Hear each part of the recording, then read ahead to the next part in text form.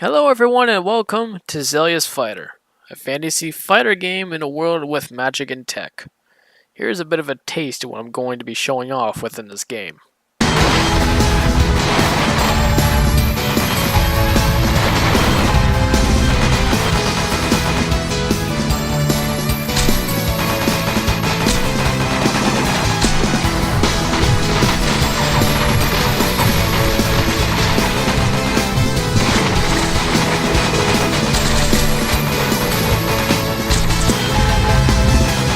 Seems cool, right? Before I get into all that though, I want to go over the hub first since it'll be the first thing you'll encounter when you get into this game. The hub has 6 major parts to it. The lobby, the training area, which I won't be explaining since it's obvious what you can do there, the shop, the stat menu, the appearance adjuster, and the bank.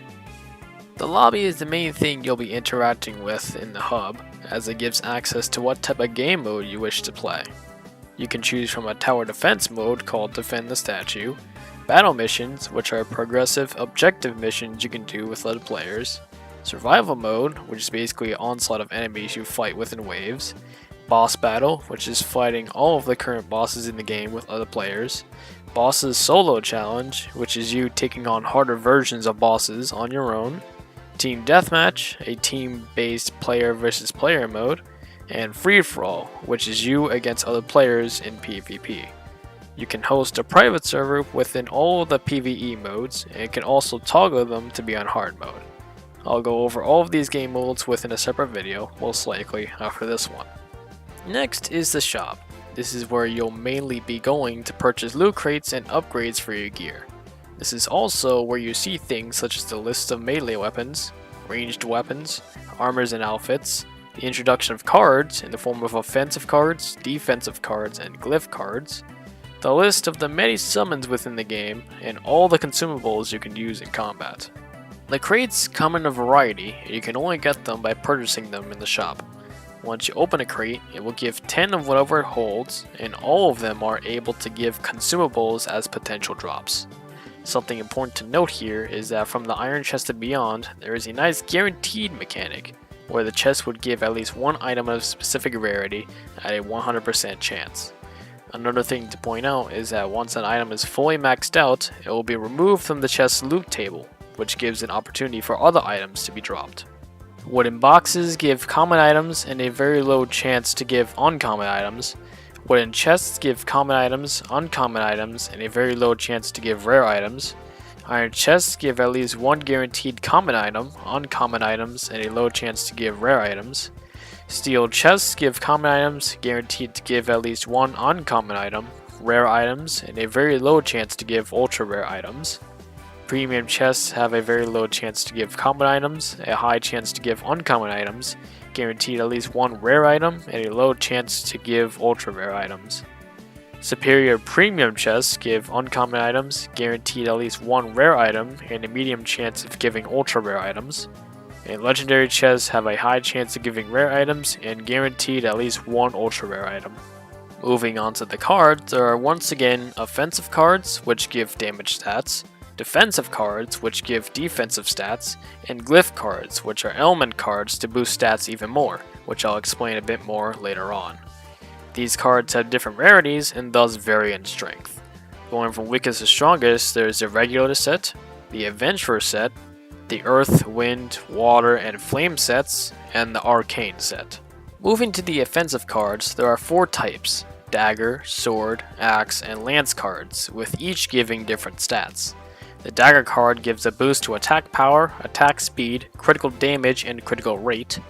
The blade card grants attack power, attack piercing, and attack speed. The lance card grants attack power and attack piercing, and the axe card gives raw attack power. Something to mention as I go with this, cards can have the same stats as others, but vary in terms of value. For example, the regular dagger card when maxed out only gives plus 5.4% to attack power, while the regular axe card gives a whopping plus 64.8% to attack power when maxed out. This kind of mechanic applies to defensive and glyph cards as well. Moving on to the defensive cards, there are 3 types: the armor card, which grants armor efficiency and max armor, the Stone Skin card, which grants max health and HP recovery, and the Boots card, which grants armor efficiency, max health, max armor, and movement speed. Going to glyph cards, there are 5 types for each element in the game, and all of them grant a boost in summon points.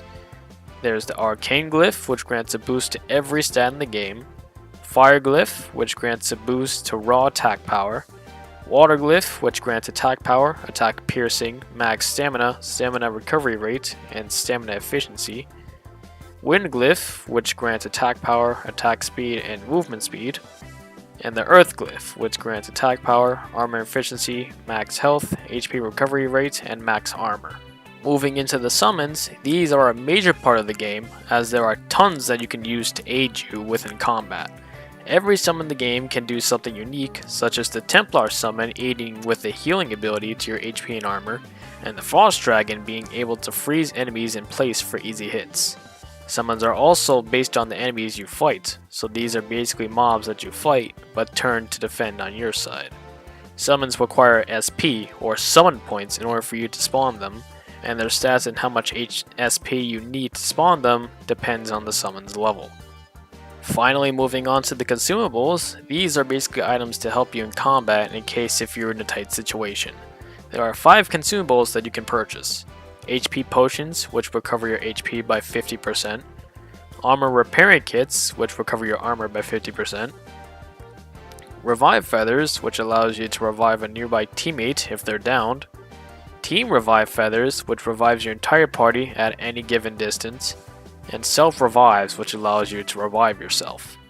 On to the stats section. This will show you the status of your current attributes, which includes things such as how many stat points you've put into one attribute, and combat power, which mainly lists other stats that are not listed on the point distribution. This page will also show you your current player level, which is displayed on top of your Roblox character, as well as how much XP you currently have, and how much you need in order to level up. Each time you do level up, you gain 5 stat points to put into any attribute of your choice, and you can put up to 100 stat points into one specific attribute. I'll now be listing all of the current stats from both the point distribution and combat power sections. Attack power, which is basically your damage and affects both your melee and range damage. Attack piercing, which is the percentage of damage you'll do to the enemy's HP instead of their armor. Attack speed, which allows you to attack faster. Movement speed, which allows you to walk and dodge faster. Max HP, which increases your health pool and your HP recovery rate. Max AP, which increases your armor pool. Max stamina, which increases your stamina, allowing you to keep attacking for longer. Stamina recovery rate, which allows you to recover your stamina faster whenever you're not attacking. Summon points, which allows you to store more SP to spawn your summons. Melee damage, which is the base damage for your melee weapons. Range damage, which is the base damage for your ranged weapons. Critical damage, the damage multiplier when you do a critical hit. Critical rate, the percentage chance of you able to do a critical hit. Decreased AP consumption, which allows you to take less damage because of your armor willing to take more damage depending on how high the stat is. And stamina cost efficiency, which allows you to take less stamina whenever you do actions such as skills or dodging. All of these attributes can be increased via the previously mentioned card system, so you're not limited to just the point distribution to increasing your stats. Going to the appearance section, this allows you to customize the colors of your melee and range weapons, as well as your armor. You can customize mainly 3 parts to your gear, and you can select from a variety of colors. There is also an option for you to view your character equipping either your melee or range weapon, and it can also be done within the stats section. After that, we have the bank, aka the inventory system. This is where you'll mainly be equipping your melee and range weapons, your armor, your cards, and your summons. I'll be going over all of the weapons in their own separate videos, in case if you guys were wondering which ones to use. Something else to note is that every type of gear has a different maximum level. Max player and summon level is level 120, max weapon, armor, and card level is level 16. Every XP you invest into summons will give them a level up. Weapons, armor, and cards are different, as for each time they level up, they will need an additional experience points in order to level up again. Basically, if your card is level 5 for example, You'll need 5 XP in order to level it up. When it levels up to 6, it will then need 6 XP to level up, and the pattern keeps going. All of these major things I've mentioned for the hub, except for the training area, can also be accessed by pressing M, which brings up the menu. They can be found within tabs on the top, along with 4 additional tabs. Skills, which shows 3 additional sub-tabs called Skill Book, Weapon Awakens, and Home-based skills. The skill books, also called heroic skills, are extra assets you can use within combat by pressing C. They are currently 6 in the game, which each having their own passive effects. Life Blessing, which gives a chance to activate a life flare effect upon taking lethal damage. When you do take lethal damage, you'll remain at 1 HP and you'll be granted invincibility for 1.5 seconds, along with removing all debuffs and cancelling staggers. Extended Supply Pack, which allows you to carry more consumables. Blessed Armor, which allows you to regain AP by 1% every second if you don't take damage for 10 seconds. Heroic Cure, which cancels all debuffs and staggers and recovers your HP and AP by 20% in total over 10 seconds. Elemental Shockwave, which can create a shockwave depending on the element. It deals 200% melee damage to nearby enemies and can stagger them for 0.5 seconds. You can also use this heroic skill while you're staggered, but it does not cancel the stagger itself. Slashing High, which cancels stagger effects, grants immunity to normal staggers except debuffs such as stuns and freeze, increases your attack speed by 2% and increases movement speed by 1%. Any moves from a melee weapon will not consume stamina, and you'll also instantly recover all your stamina when this heroic skill is used. The effects of these heroic skills are all on their base, which basically means that they are level 1 stats and can all be upgraded to level 5. At the time of uploading this, Weapon Awakens and Home-based skills are a work in progress, so I will not be going over those. Back onto the tabs, we have achievements, which are in-game challenges for you to do. These are also a work in progress, but the character progress category is in the game, with all of its achievements obtained through player level.